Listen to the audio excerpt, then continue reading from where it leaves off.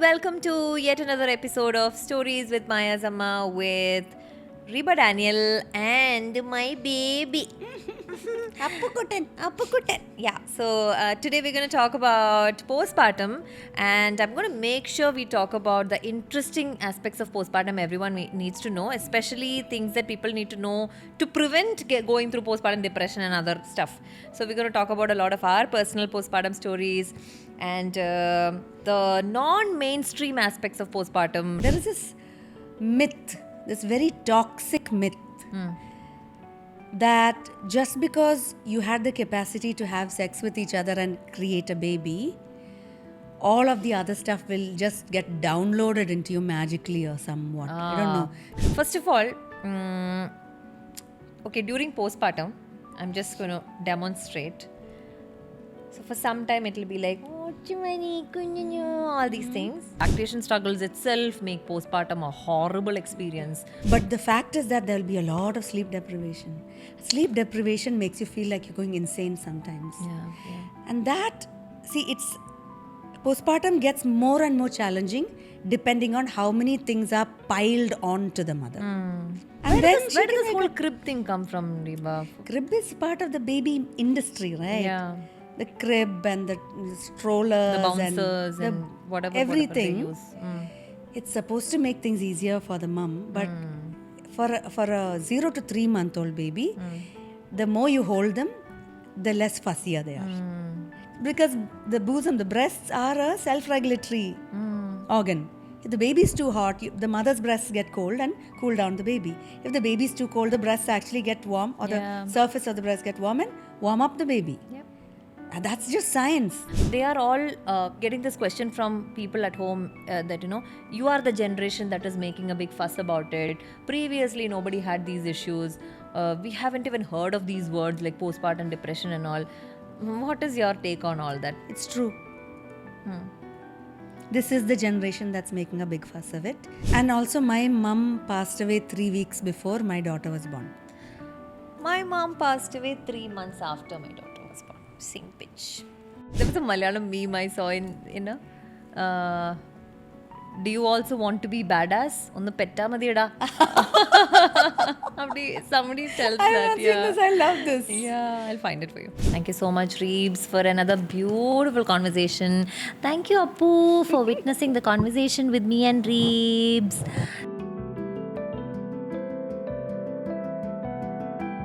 Hello and welcome to yet another episode of Stories with Maya Zamma with Reba Daniel and my baby. Appukutten. Yeah, so today we're going to talk about postpartum, and I'm going to make sure we talk about the interesting aspects of postpartum everyone needs to know, especially things that people need to know to prevent going through postpartum depression and other stuff. So we're going to talk about a lot of our personal postpartum stories and the non-mainstream aspects of postpartum. Reba is going to explain to us things that are not really heard about but people should know about. Le Reba? Yes. Yeah. So first, a little bit about how Reba is connected to postpartum. Reba is a birth doula. Now, many of you might be wondering, what is a doula? She is someone who helps women during childbirth, like a birth support person. And many hospitals these days are employing doulas to help mothers go through a smoother labor, smoother childbirth experience. So I'm really happy about that because at first it was not a possibility for many years, right, Reba? And they were very against it, but a lot of them are opening up to that idea right now. Yeah. So first, may I ask you, what do you do as a doula? So a doula is a non-medical professional who can help a woman in labor with non-medical support, which can be massages, relief measures, comfort measures. It can be a lot of times emotional support, reassurance. It can be a hand to hold or a pair of eyes to look into when you're feeling doubt. Okay. So this whole spectrum. And then a lot of times doulas, when we say you're a labor or a birth doula, it automatically comes into postpartum also. Because that same mother need support immediately in postpartum also, and they always prefer to work with the person that they know. Yeah. So labor support most often translates into a little Postpartum. bit of postpartum support as well. Okay, okay. So, since you are somebody who works very closely with women during pregnancy with your childbirth education classes, during labor with your birth support, and also during postpartum with your postpartum support, wherein you give them inputs related to lactation, related to postpartum nutrition, postpartum wellness, postpartum mental health, even some infant care, all of that is part of it, right?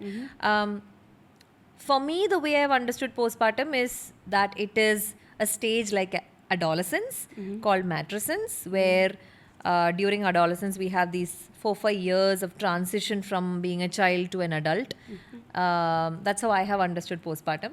And the word matrescence came into me like 10 years back when I was exploring what is postpartum. I would like to know from you, how do you see postpartum? I very much agree with the definition that you said and that word, even though this word is a bit unfamiliar to me because I don't use it much. So it is a stage, or it's what we call a rite of passage, where you are becoming something more or something new compared to what you used to be in the past before this experience. So when I'm at births or when I'm taking the classes, it's always easier to explain to a mom that everybody's preparing for, or everybody's obsessed about the pregnancy, first of all. And then as an extension of the pregnancy, everybody prepares for the birth. And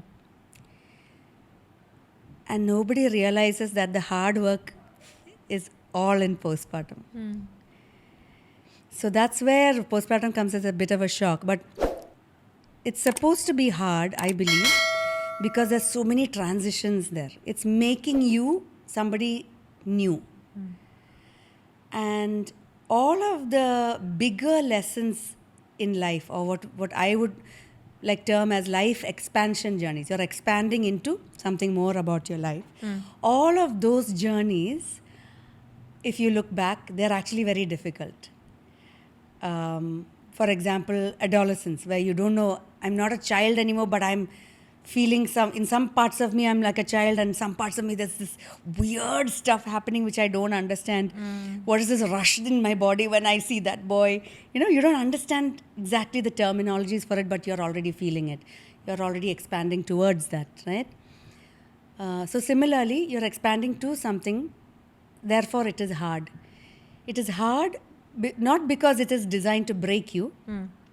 It is hard so that you actually really get the essence of the learning and you truly step up and become that new you, because you are going to raise a child from that new you-ness. So this transition is, I think, designed to be extremely challenging because it's very important.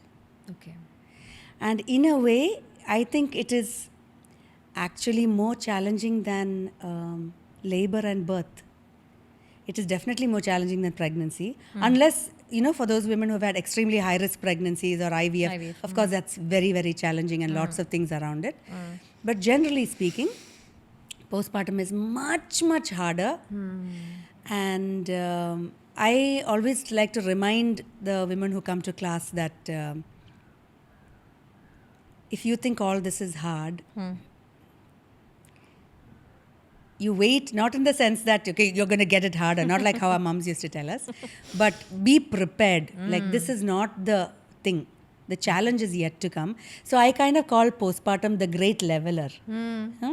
Whether you had an unassisted, wonderful, blissful home birth, whether you had a nice hospital birth, whether you had a difficult hospital birth, whether you had an interventional vaginal birth, whether you had a birth center birth, whether you had a birth in a rocket or a spaceship or a train or a bus or a plane, postpartum treats everybody equally. No matter what kind of birth you have, the challenges of postpartum are extremely real. That is the rite of passage. Yeah. So I like to kind of inform the mothers in advance, which I think not many people think about because we don't talk about postpartum so much. Yeah. Postpartum becomes this time where even now a lot of women are hidden away in their rooms. One is because they're comfortable. Second is there's too many eyes. Yeah. And third is there are too many people lecturing them, so the mother would just rather be there. But it's a very isolating experience, Yeah. even, I mean, nowadays. Yeah. So it doesn't get spoken about a lot. Yeah, yeah. I have a lot of questions about postpartum, Reba. So, starting from bodily changes, mental health, and why is it so hard, all of that. So, first of all, okay, during postpartum, I'm just going to demonstrate. So, for some time, it'll be like, oh, chumani, kunyunyu, all these things, chakrikuta, punnu, and all that. After some time, it'll be like, why can't you just sleep for some time? I feel like, throwing you on the bed. I'm so angry with you. Why are you pooping and peeing all the time? Why did you vomit now on me? I just changed and came. And I can't even get some time alone. So it's sort of going back and forth, right? So for me, the biggest change was the bodily change. I didn't really expect. It comes as a big shocker, no? That your tummy stays big for a long time. You have your stretch marks. Some women are saved from stretch marks somehow. They only have some wrinkly skin. Some women don't have both. All the pigmentation and the hair fall during postpartum. I think that is one of the biggest problems everyone goes through. And the genitals don't look the same anymore and don't feel the same anymore. The constipation after childbirth, then you're hungry all the time, and then you don't get your sleep, and then you want to cry all the time, and you don't know what you're doing. And you feel like a Rakshasi sometimes. And sometimes you're like, all of that, and then you can't pee, you can't poop on time.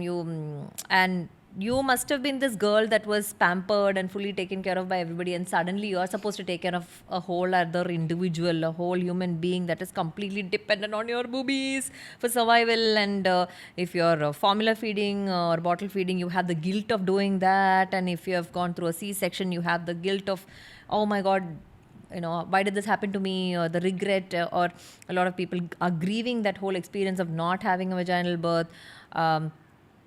And the sudden appearance of hemorrhoids and the pains, aches here and there, feeling like a lorry ran over you.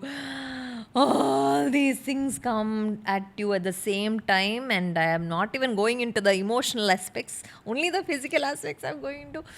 All these things happen at the same time, and you don't look the same, you don't feel like bathing, you don't feel like doing anything. So these things, yes. The first big shocker for me was this. And then comes the breastfeeding struggle. Many don't, again, anticipate a breastfeeding problem. They think they have the boob, they have the baby, so it has to latch and it has to drink, everything will be smooth. For most people, yes, it is smooth. For many, but it's not like that for many of them. Lactation struggles itself make postpartum a horrible experience. And that's when the entry of the lactation consultant and the postpartum counselor and all of those people. And then sometimes family support won't be there, and family will be pressuring the mother to do something. All of these things come together. What are some of the aspects that you can talk about postpartum, which many people don't talk about? Because these things that I spoke about are usually, at least nowadays, it's being spoken about. What are some of the other aspects of postpartum, Reba, that you have observed that people should take note? Let me get back to my mothering. Yeah. So, I think in postpartum, one thing is that you have to anticipate that it's going to be challenging. That's one thing nobody tells you. It is going to be challenging. This is specifically for the first time mother, okay? By the time the second time mother, half her obsessions are done, half it just, they just know, okay, that's the important thing, that's not important, right? This is specifically for the mother who's having a baby for the first time, because you've never done it before. You've never experienced this before. That's one reason why it's so challenging. Yeah. One is you have to anticipate that it's going to be challenging. Something that you have never done before in your life that is extremely challenging, you don't have the previous experience. You have not developed the skills because you have not had a hands-on experience yet. This is something that you need a support system for. That nobody says. Yeah. Everybody just assumes that because I have a woman's body, everything will just happen. But this is like a skill building time. A lot of this is about skill, planning, organizing around the chores of the house. It's in the unlikeliest of places that the salvation of postpartum lies. And if you get somebody to tell you, okay, that is not important right now, chuck it for 2 months, don't even think about it, then that mother gets to say, oh, okay, then I'm allowed to do that. Huh? It is in the weirdest places that it becomes complex because you're focusing energy and time and attention in many unnecessary places. That's what is draining for the mother, right? So remember that this mother, first of all, I don't think anybody says it like this. And for me itself, when this thought came to my head, it was a shocker. Because one day I just realized that, on all these Hollywood movies, you've seen those army movies where they take a prisoner of war, they'll capture, and then what do? They snowboard them, like they do the water torturing. Okay. Then what will they do? They will make sure that they will have the bright lights on and blaring music because they don't want this person to sleep. Oh, okay. Yeah. Yeah, you've seen those scenes, no? Because Weakening them to weaken sleep deprivation is one of the best ways to break the spirit of a person. It's a form of torture. And nobody tells a pregnant woman. I tell them, and I'll say, like, with a lot of love, I'm telling you. Because that's the biggest challenge. Because all your life before that, every single day and night that you have lived on this planet, as far as you can remember, every night you have slept. You have not doubted your ability to sleep. That's And you've most taken people. sleep for granted. Yes, which you realize only in postpartum. Yeah. And you just shut the light, I'm tired. Whether it's late or early, you still sleep. Nobody's interrupting waking up every 1 hour, right? Wake up, or every 2 hours. Or even if they're not waking up, they're moving and you're hyper attentive. Yeah. Right? This is the first time. Sleep deprivation is a fact. And the fact that sleep deprivation is very, very challenging is a fact. Yeah. Sex or sleep? Sleep. Definitely sleep. Who wants to do more work, right? Especially in postpartum. So anticipate that for about 1.5 years, you will not be sleeping more than 4 hours at a time. And most of the time, that's a kind number of hours, especially in the beginning. Things keep changing. This is another thing. Like, it's very easy to overwhelm people with this information. The thing to remember is in postpartum, when the baby is very small, it's different from a 2-month-old baby. It's different from a 4-month-old baby.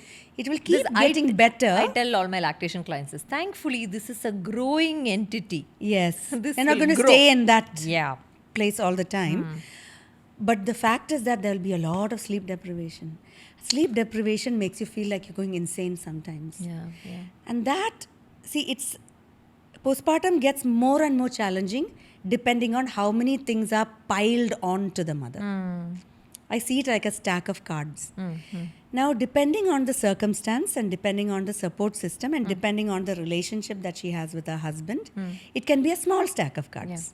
For other people, it's a much bigger stack of cards. Now, the bigger that pile of cards is, the more challenging it is for the mother. Yeah. Because without letting any of the cards fall, she has to still go in and out through the cards. Right? Yeah. So some people don't have the support for nutrition. Some people don't have the support for like the sleep. And see, when I work with postpartum couples, the solutions, we can come up with a lot of solutions that are helpful. Like if the dad is still working, they just take turns. Okay, if the mom has finished feeding the baby at 10 o'clock and the next feed is at 12:30 or 3. So this will be different from a formula fed baby And a to breastfed baby. okay, these are two different scenarios. But generally speaking, they can have an agreement where the dad says that, okay, I'll stay. Every time the baby stirs, I will hold the baby. There are many functional things. You don't have to put the baby lying down in a crib. That makes the baby wake up more.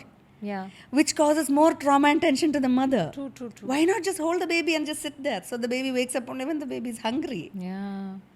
And Where then did she where did can this wake whole up. crib thing come from, Reba? Crib is part of the baby industry, right? Yeah. The crib and the The strollers bouncers the and whatever they everything. use. It's supposed to make things easier for the mom, but Hmm. for a 0 to 3 month old baby, the more you hold them, the less fussier they are. The less fussy the baby is, the more peace of mind is there for the mother. Yeah. Yeah. That simple equation is very not really seen in postpartum. Yeah. Therefore, we're piling another card Yeah. to the mother because you lay the baby down, and every time I lay him down, he wakes up. Yeah. I hear this so often. This is a standard thing in lactation also. I have to keep telling the mother that it's okay to keep the baby with you for as long as you want, because the moment you're done with your feeds, then everybody in the family is like, Give it, yeah. give it, enough. And therefore, you have a more unsettled baby, which causes more stress for the mother. So, what we actually want for a good postpartum journey, we want to enhance the periods of restfulness for the mother. The more restful a mother can be, the more her body heals, Yeah.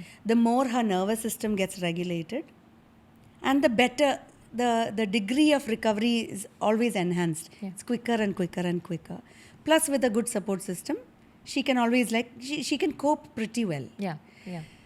The problem is that everything around postpartum is disrupting the mother's restfulness. Right? When you have lactation, there are always rules around. I find a lot of the mainstream rules completely in contrast with the primal body cues, which is the primal body rules. And the more far away we go from the body, the more disruptive it is to the body. And the body doesn't lie. If I'm feeling shitty, I am feeling shitty. The body doesn't pretend. I'm really feeling shitty, but to make you feel happy, I'm going to pretend to be. There's no ego games with the body. If I'm tired, when the body's legs are paining. It's the reality. That's what your body will always communicate to you. Yeah.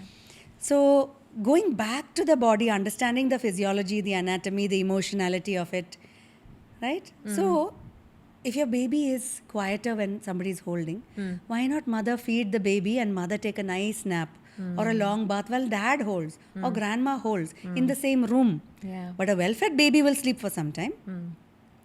Don't insist that you have to lay the baby down and cause more trouble to yourself and not have a bath. And so there are small things. In functional everyday postpartum, there are many small things that you can tweak. Yeah. And I have found in the past years that these small functional everyday things are actually things that bring the most amount of relief to the mother. Yeah. What And I used to- ignoring that again, causes more stress to the very mother. true. So suddenly what came into my mind was on some support group I found that you can make the baby smell your breast milk for some time, because I keep telling in my classes also, I just squeeze a little bit of breast milk and keep it next to the baby and just go do some quick errand and quick something, even bathroom break for that matter.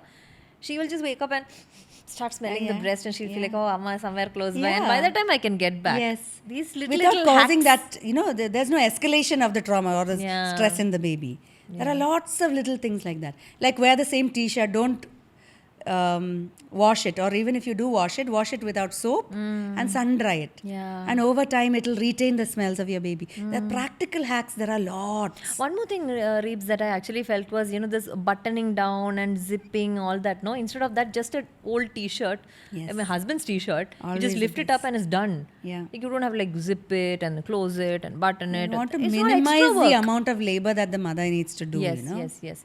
And a good feeding spot where you can have everything with you, whatever necessary. It's all there in hand, easy reach.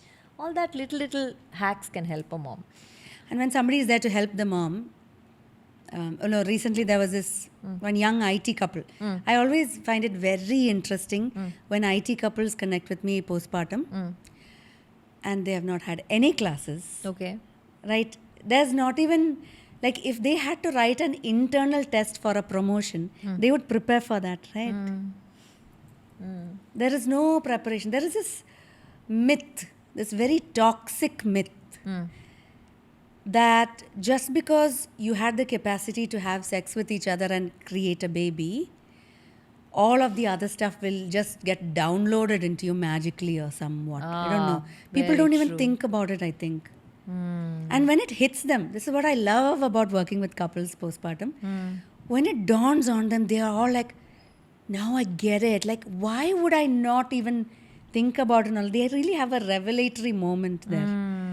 So there's this couple who had lactation support from the hospital, Okay. who had another lactation support and all of that stuff. But when you sit down and you explain to them that this is actually about the body. So when the baby is in a crib, he's waking up. But if you lie down and have your arm around the baby, no, at night times I do that anyway and he wakes up less. So then I'm asking his mom, so why aren't you doing that in the daytime if he wakes up less and you actually get to nap? And she's like, I didn't think about it. Yeah. So one thing is, humans learn by seeing things. From childhood, how many postpartum scenarios have we been in? Ah, so true. Right? So we talk about this in lactation, but how many postpartum scenarios where somebody is not being authoritative over the mother? The mother is actually allowed to do or has the freedom to make her own choices. My baby's crying. I know, I just want to pick it up. This is the natural instinct of the body also. Yeah. But there are so many things that come and interrupt that now. Yeah. Like, for example, there are all those theories. No, you have to let them cry it out. She could have heard that expert theory. Yeah. If they cry, they're going to feed more. How can you cry and eat at the same time? And things like baby will become hot. Yeah, if you become too hot. Yeah. Which is so anatomically wrong. See, there is no science in it and there's no body in it, But because the bosom, the breasts are a self-regulatory organ. If the baby is too hot, the mother's breasts get cold and cool down the baby. If the baby is too cold, the breasts actually get warm, or the surface of the breast get warm and warm up the baby. Yep. And that's just science. That's anatomy. That's physiology. Yeah. So without all of this stuff, there are many layers coming in between and interrupting the sequence. Every time there's an interruption, you have to go back and reset. Yeah. So this postpartum mother is constantly working overtime because it's not taking her to a better conclusion. She's always going back and forth and back and forth and back and forth. Yeah. And that itself is so tiresome, apart from the whole list that you just mentioned. Yeah. I remember when I got to know that I can actually lie down and feed at 5 months, I was so pissed off at myself and at everyone because, first of all, there was no LC and all available. I got to know about from a group only. I was like, oh my God, then why was I struggling to sit and feed all this while? Why didn't anyone tell me this, that you can lie down and feed a baby? And the baby is anyway lying down. Even if you sit and feed, the baby is lying down. If you lie down also, the baby is lying down. It's all the same. So what is the big deal about it, right? You can just practice during daytime and you can continue it during nights. I think there's a lot of information, practical information, functional information about postpartum that's not spoken about. Yeah. And Reebs, another thing that comes up in postpartum is whenever we have discussions, whenever lactation clients come and talk to me, they are all getting this question from people at home that, you are the generation that is making a big fuss about it. Previously, nobody had these issues. We haven't even heard of these words like postpartum depression and all. What is your take on all that? It's true. This is the generation that's making a big fuss of it. Previously, this did not exist. But nobody is asking the reasons why. Which is where I find that it's very unfair to the women of this generation. Right? If you're looking at previous generations, they used to at least witness their mothers in postpartum, witness them feeding. So the eyes have seen. Like my mother has definitely seen her older sisters. Yeah. It's a different sort of family unit. Feeding in front of children was not taboo or shameful or whatever. So the eyes have seen. There is a model of reference. Second, the mother always, even though a lot of people consider this to be a very unfair and harsh thing to a new mother, there's 40 days of not going out, tirumala, taking a bath, massages, postpartum massages, all of that stuff. There's a lot of goodness to it when somebody was not using it to do power play in the house. The facility itself is a real blessing. Okay. It's when some other woman in the house or some Somebody in the house is using this as power play to make the mother feel isolated, that these things became an Torture. agent for torture. Otherwise, it's Right? actually good. Very. So imagine, so in the olden times, you are actually, the mother has a lot of uninterrupted time with her baby. Yeah. Which means that her eyes can see the baby, her ears can pick up, okay, this cry is for this cry is because of poop. We all can do it. Yeah. But where is this uninterrupted time where there is no burden of, okay, what's for lunch today? The maid came, but is the grocery list bought?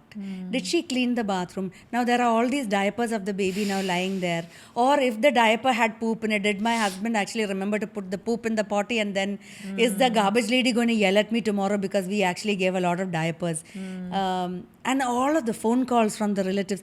Look at all of these layers that are parallelly happening. I'm not exaggerating, Reebs, but at 2 months postpartum, even 1 month postpartum, I have had mothers ask me, when can I start going to the gym? Yes. So then there's another parallel layer Yeah. of the looking good thing is there, right?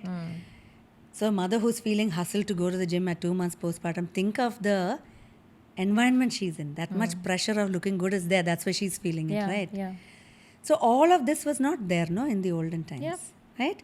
Another thing, people used to actually sleep earlier. We didn't have screens, right? We had less Artificial light. blue light, which was not disrupting our hormones. Circadian rhythm. We didn't have social media.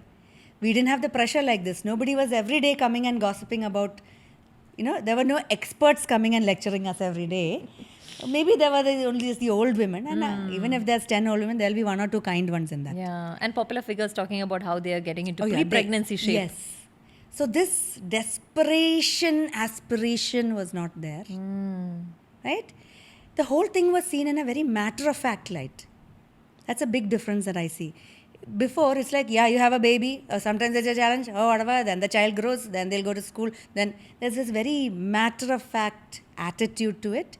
Right now, there's this, I have to do this perfectly. I have to sterilize the cups. I have to and do everything perfectly. So I look like a good mother. Secondly, I have to do it because so that nobody blames me. Thirdly, I don't want to screw up my child's. These layers of burden were no, I don't think they were there in our parents' generation or Right. in our grandparents' generation. Very true, very true. So it is true. We are the first ones making a fuss like this. Yeah. It is inevitable. That's So where be society has. it. That's where they've put us. Yeah. And there's reasons for it.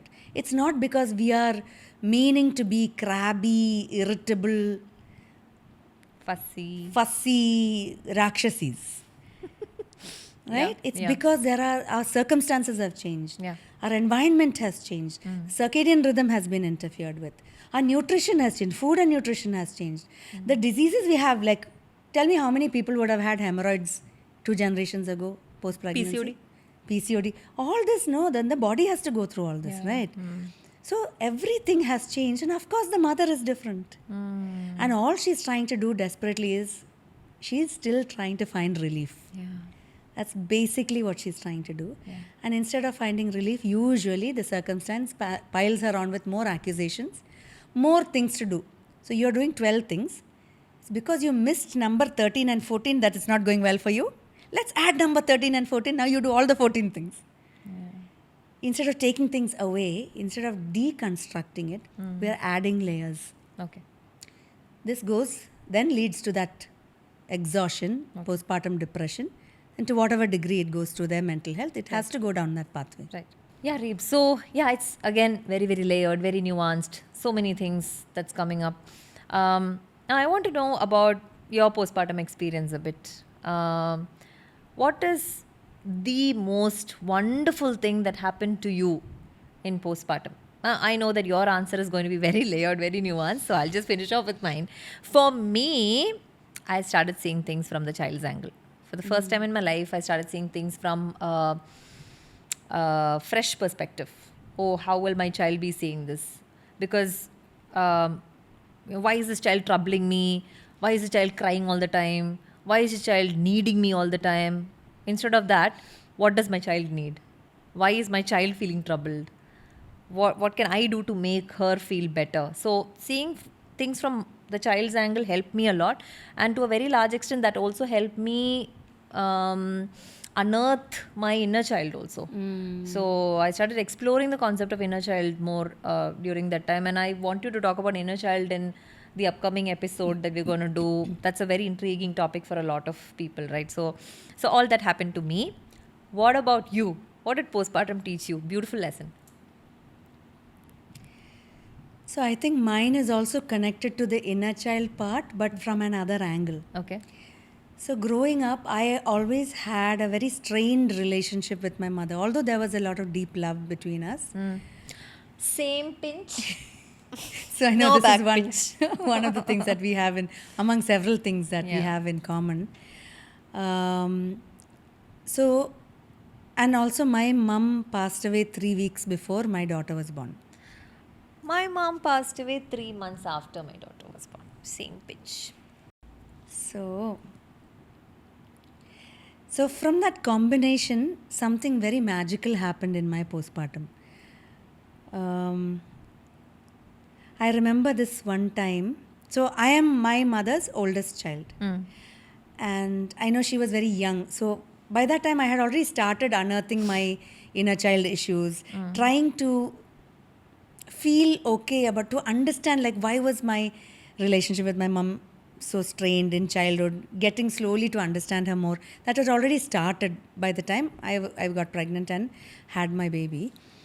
But in postpartum, there was this one day when I was just feeding Eva, and you know how they are like they're drinking away, but they're looking up at your eyes and they're like in a trance, and that I Yeah. just love that gaze. Yeah. Okay, even now when I remember that, it's like so does something to you, right? Yeah. And I remember her looking like that, and for a second, it was like a movie scene for me, and for a brief flash of a moment, I could just feel like this is my mother and that is me.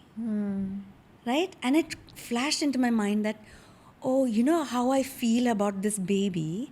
My mother also would have felt about me when she was feeding me. After all, I was her first child. And she would have had these moments, she would have had these emotions.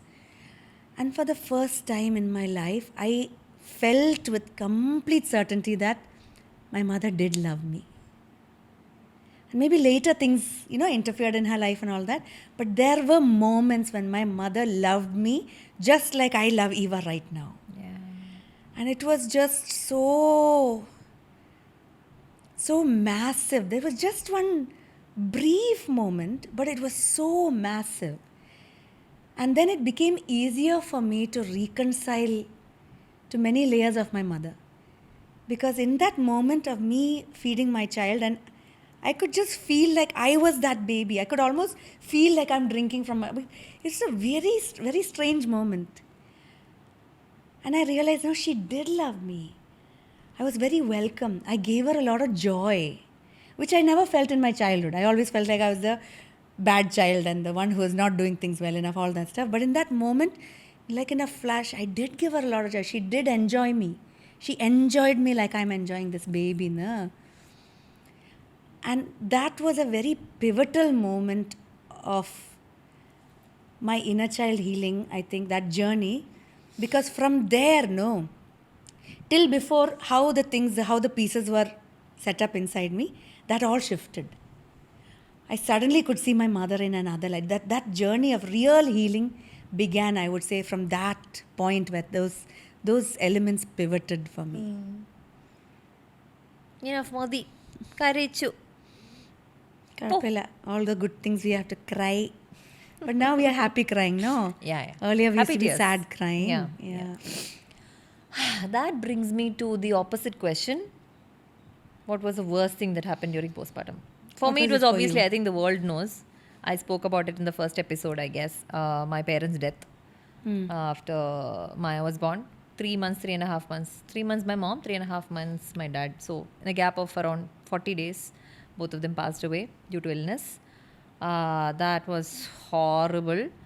During those days, breastfeeding was the only savior. I think my whole passion and interest to breastfeeding was because of that, because this was one big distraction for me. So every time I look at her, then I'm like, okay, I shouldn't cry. I didn't grieve properly then. I grieved afterwards, later on, many years later. But during that time, it was a big distraction. So this one was, I would say, one bad thing. Second bad thing, Not too bad, but social media, it was a distraction for me, being part of all these parenting groups, support groups, breastfeeding groups, all that was distraction from their death and all the ceremonies and rituals and all were happening. So back and forth from Kerala to Coimbatore back to Kerala, this, that. So, but yeah, if at all I had a second child, I would have used less of social media during that time. So yeah, I think that is something I would have done differently. Yeah, I won't say I regret it because that led to a lot of good things for me. Yes. But And yeah. also, distraction is one method of coping. When you can't really cope at that moment of time, the body mind, this complex that we are living in, there is a wisdom inside it that helps us to keep it at an arm's length until we actually have the capacity to really Deal address with it, yeah. So I think it's okay to be kind to yourself that you Yeah, use yeah. distraction as a coping mechanism. Yeah. Yeah, Yeah. kind to me only. Yeah. Ippo. Yeah, you tell me, what happened? For me, it was again similar to yours, I think. Because my mom passed away 3 weeks before Eva was born. My dad passed away when she was 5.5 months old. It was a very difficult medical Our story is emergency so time. similar. Somewhere. Okay, yeah, I continue. It's written in the stars, I think. So it was very overwhelming, confusing. A lot of medical decisions I had to take as the oldest child. A lot of things. Like I had definitely had a lot of support from my sisters, like emotional support from both of them, but also physical hands-on support from my youngest sister, who actually she stopped her course for a whole year and she came and she was there at home. But she also fell sick after some time. Okay. So there were few months where it was just vulnerable people in the 3 bedrooms. Oh. And there was me. So child is one of them, sister is one, father is one. And there was me scooting around like this, this wound up monkey between the 3 rooms. And then, in the kitchen, what needs to be there? There's a chechi who was amazing. But again, she needs inputs. So I really think that was the year that really changed my life. But how I functioned was I was a zombie. I know for sure I was a That zombie. we all are during postpartum. Yeah, exactly. And the worst thing, when I look back, I feel like in that time, for those 6-7 months, I put my child last. Except for the breastfeeding. Of course, time was taken a lot by her, but focus, attention, emotion was not taken by her. In my mind, like you just said, I also didn't grieve my mother till maybe the next year, then the grief started. So I feel if I had to do something differently, but I know in that circumstance you can't do anything differently. And thankfully, like there are no negative repercussions to that as far as I know. But that challenging thing, that was a very heavy time. Yeah. And I think even when it's heavy, the thing is, I don't want our life to, like scare off women from having babies. It has these pockets of deep and immense reward. Yeah. You And learn this a lot deep about yourself. change inside you.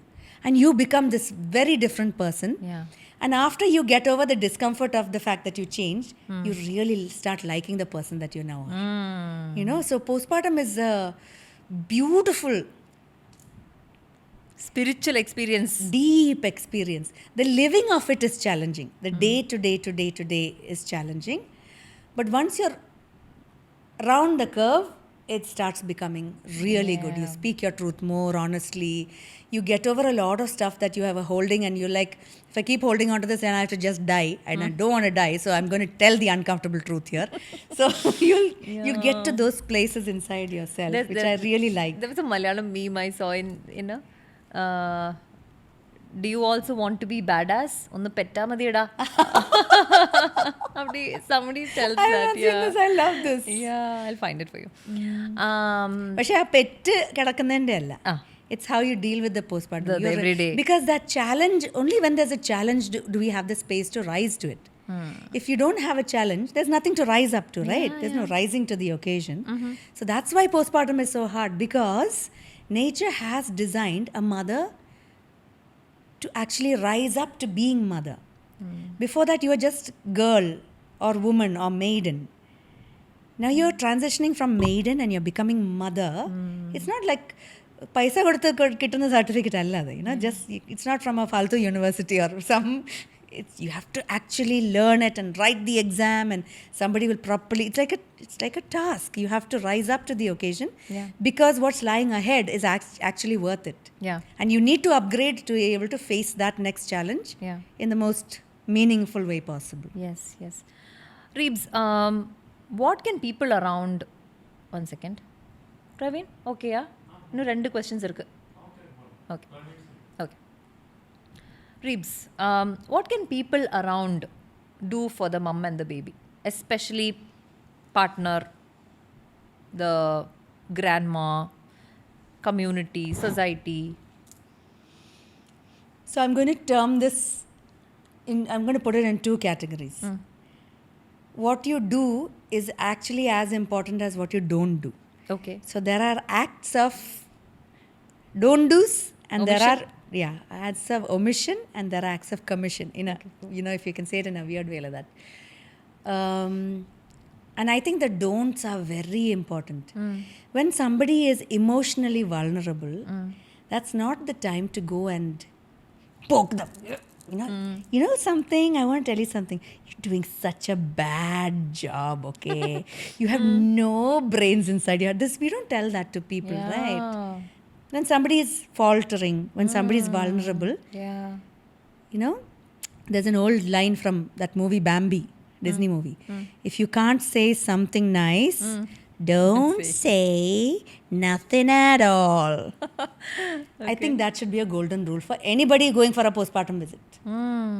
If you find something nice to say it. If you can't say anything nice, zip it. But that's what the family members do, no? They come and first thing they say is the baby looks like a potato. Yeah. Baby mudilla, baby before that they say one thing. Paal illale. No milk. How do you know? How do you think this baby is growing? Right? What is this urine and poop and all? Where is it coming from? It's because milk is going inside, right? So all of this criticisms. ചപ്പമുഖ അച്ഛനെ പോലെ അല്ലേ കറുത്ത കളറില്ല അപ്പുനെ നോക്ക് കളറില്ല ഒട്ടും കളറില്ല. So these kind of things are not things to say. So the don't do's, I would say, don't say anything discouraging.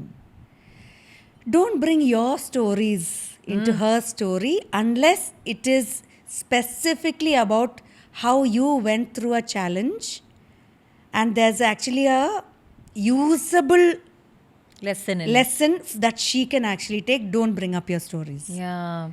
Right? This is not a venue. This is not a venue for you to bring out your cup of honor and polish it. This experience itself is not about you. It's about that mother. Next is, don't bring another checklist of things that you think she should be doing. Right? She already has 50 things that she feels she's already feeling not inadequate. Doing properly. Yeah. She doesn't need your 10 more. But if you observe and if you see something practically that's good, maybe write a little note and leave it. Right? Or come back next week and see how she's coping when there's not so many people around. Make sure you're saying it in a kind way, not in a condescending manner. I know better than you is not, because that takes away her confidence of how she can be with her baby. And it's also about the relationship that you have with the mother. No, if you have a good relationship, she's anyway going to listen to you, because she's ready to take up good inputs. Very important. Exactly. So those are many of the don'ts. So anything that goes into this category. Don't lecture her about her weight, her hair, her color, her baby's thing. No criticism. If you can't say something nice, please don't say anything. Can you tell that experience about your sister in Australia? Oh yeah. So I went to Australia for my youngest sister's first child, and something that I was really struck by over there. So this comes into the do's. Okay? This is a story that narrates some of the do's that people, if you mean to help somebody, remember a house visit is not just to go and lord it over and prove your dynamic with that mother. If you really mean to help, these are some of the things, and I witnessed this, so it'll always be, in my head as a really lovely example.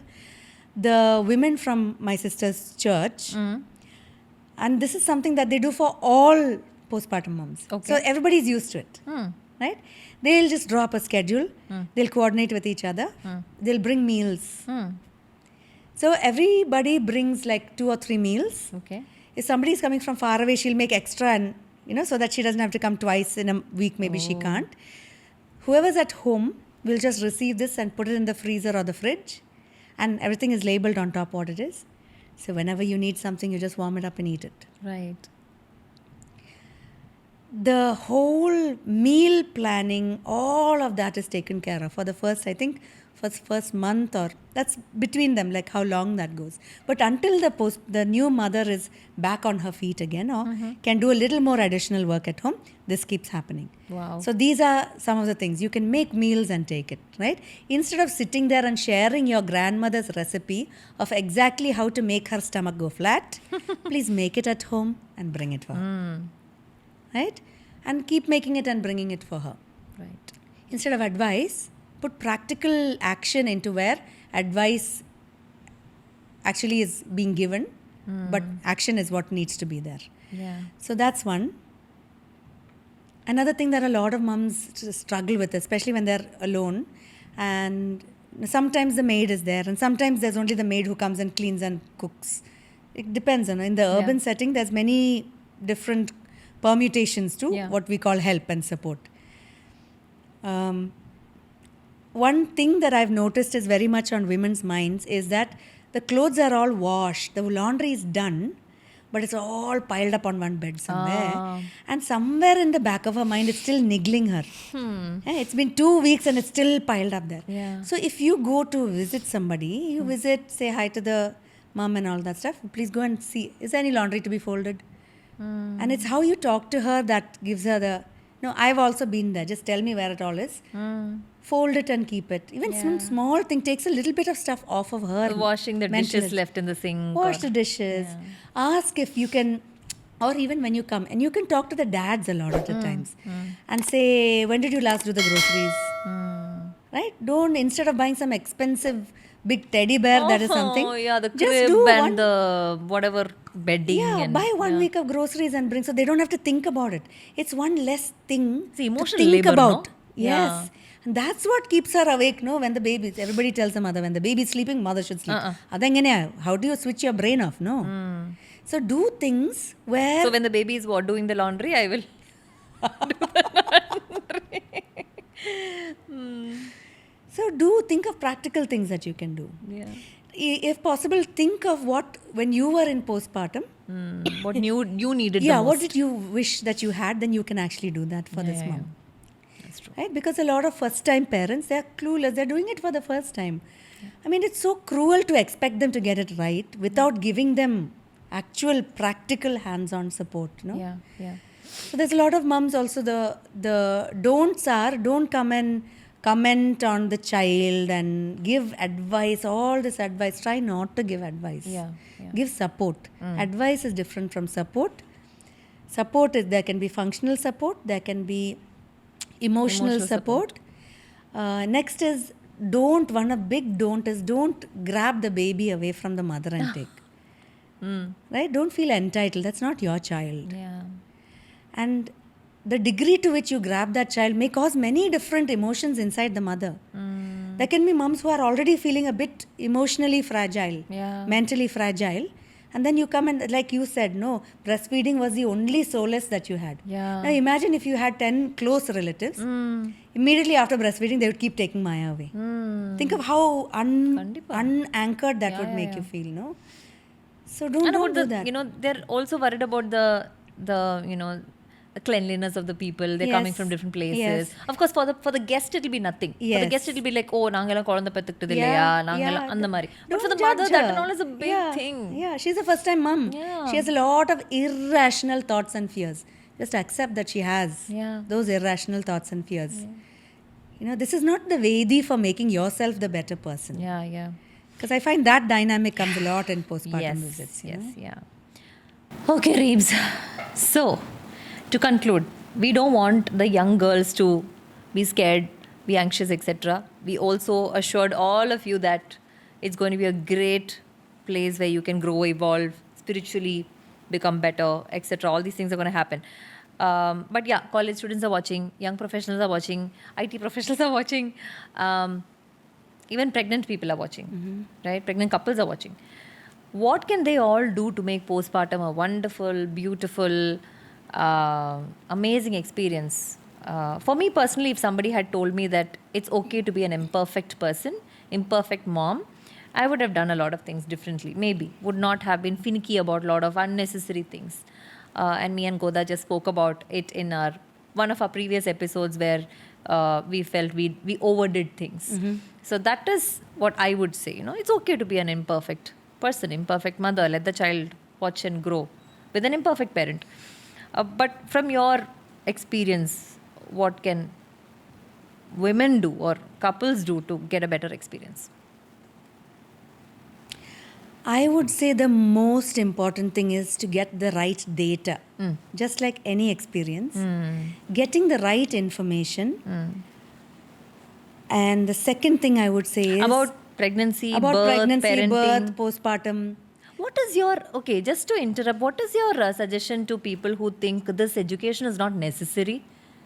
இதுக்கெல்லாம் கிளாஸா இதெல்லாம் ஏன் சொல்லி கொடுக்குறாங்க? Why are people even teaching these things? What is your opinion to that? So people who feel like they don't need the information, maybe they don't need it. Absolutely. Don't take it. Yeah. That doesn't mean that there aren't other people. So tell me any one thing that you do in life as a new thing that you don't even go and research properly. Do you buy a house without, do you buy a Nike shoes without comparing prices? And there's a rudimentary thing at least, right? Yeah. In this, I think people kind of think that if you just do doctor's visits, you're getting information. You're not getting information We in a also doctor's don't have visits. time. Yeah, and also, see, it's a doctor. The doctor is not an educator. I have very good relationships with many doctors, and they are also aware of the gap. Yeah. But they are like, I have these many patients, and also they say, I am supposed to deal with the pregnancy. Another person is supposed to deal with the Postpartum, parenting. all the questions and the information. I am looking at the scan. My doctor friends have literally said this. My job is to look at the scan and tell you, assess you, tell if there is any problem. Right? But to sit and explain that EDD is this and this is means plus or minus 500 grams is what every average scan does and every ultrasound only shows you half of the picture and all. That's not her job. So then it's got to be somebody else's job, right? Right. Because the gap is there. How is somebody who has never learnt about pregnancy, who doesn't even know what a cervix is, who doesn't understand what is dilating? Now, I'm not, when I was 25, I had zero idea, right? And I am a naturally very curious person. If somebody like me who's very naturally curious had zero access, nothing that I was reading was saying any of this stuff. Yeah. Only when I went deeper and I actually put in the effort to study when I got pregnant, because I wanted to understand, that's when I figured out I understood all of these things. Yeah. So I would say, very genuinely, I would say to a person who says, what's there to study? It is your right to not study, and maybe you really feel confident, which is absolutely fine. That's But not it's the case with everybody. It's not accurate to say that there is nothing to study and understand for this also. There is a lot to understand. How much is gestation time? What is due date? Like even the simple things. Do we know what is this? Even for is a baby- pregnancy 40 week, 10 മാസം ആണോ 9 മാസം ആണോ? Right? Yeah. It's not 9 months. It's 10 months. Yeah. Even for baby led weaning, I've got this, Reebs. There have been people, even doctors, that have gone through the content and they're like, oh, ivlo irka. Oh, there is such a lot of things that's troubling a mother. I never knew about it. Exactly. A doctor friend has told me. Right. Oh, I didn't know all these things would trouble a mother during postpartum. Because there's nothing in her training and her textbooks that would make her feel that way, right? Yeah. But this person has an open mind where she wants to be a better care provider, that she's like, hey, I never thought about this, but this is relevant. True. Right? Everything that we say as new offerings or new information is not to challenge anybody else. It is to add on to the relevant things so that the end product or the consumer or this postpartum mother actually gets the best support possible. Because a gynecologist is not a postpartum expert. It's not her job. Yeah. Why would you expect her to be? She doesn't have the time. That's not her area of expertise. Yeah. Right? A pediatrician is not a lactation consultant. That's not his job. Unless they have done a And lactation, a lactation, specific course. yeah, unless they have actually done Yeah. that crossover. A lactation consultant should not be consulted for a child's illnesses. Yeah. Lactation consultant is not a pediatrician, right? A postpartum doula or a labor doula is not a midwife, is not a doctor, right? But there is a place for this also. Yeah. In the construct itself, there are places, there are big gaps. Our job is to make sure that there are least possible gaps as possible so that the person experiencing it gets the most wholesome experience. Yeah. Not a tundi like a blanket that has full of holes in it. It's not going to keep her warm. Yeah. So if we know that there are holes, we have to do the patchwork. Yeah. Which is kind of what we're doing. So if you don't need the education, it's well within your rights to not get the education. Yeah. Don't get the education. But to be very fair, when there's a topic that you know nothing about and you're actually going through a living experience of it, there are many people who feel like they want more information. So get more information. Yeah. Yeah. True. One size doesn't fit all, no. Yeah. If you don't want it, don't take it. If somebody else wants it, let them take it. That's what. But the advice to the college-going girls would be, Yeah. Back to that question. do not be overwhelmed. You are living in a beautiful time in the evolution of humanity where the previous generation at least has become aware that these things are relevant, important. What I find very beautiful right now is that there is, even though it's small, there is already a collaborative effort between care providers, gynecologists, OBs, Yeah. pediatricians and lactation. What seems to the outside world, no Swati, it looks like these are two different things. And I think people always assume that these two groups are always fighting with each other. But my reality is not that. My reality is also not Right? that. It used to be at one point, but now it's no longer like that. And I think the older, like I've been birth worker for now 16 years, right? Initially, I also used to feel this. But the more I matured and the more I figured out things and the more I was able to see things from the doctors or the medical establishment's perspective, I began to have contacts who are actually scientifically minded. I began to encounter people who have practiced abroad and they understand the meaning of this.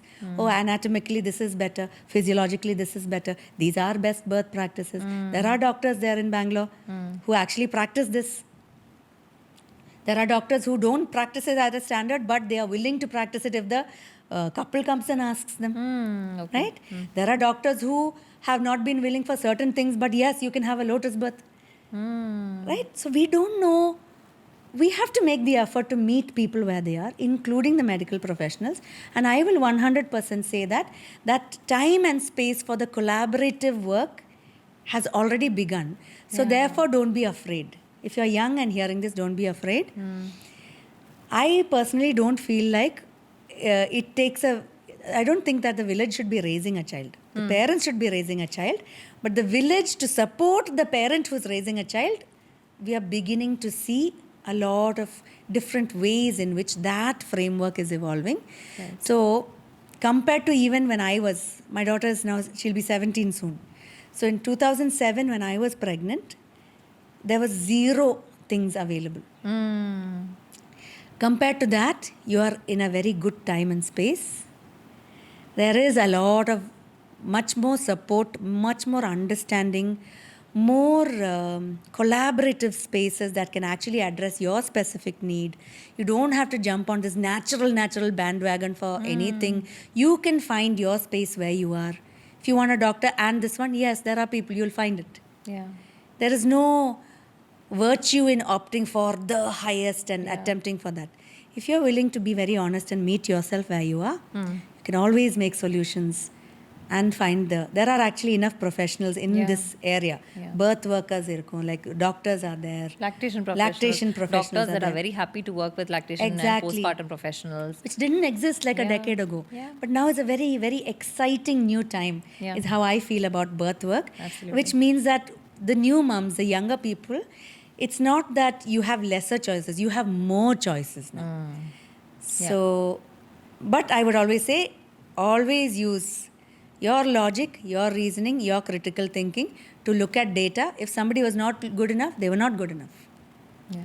There are other people. There are other people who are better fit for you. Okay. Keep going there. Yeah.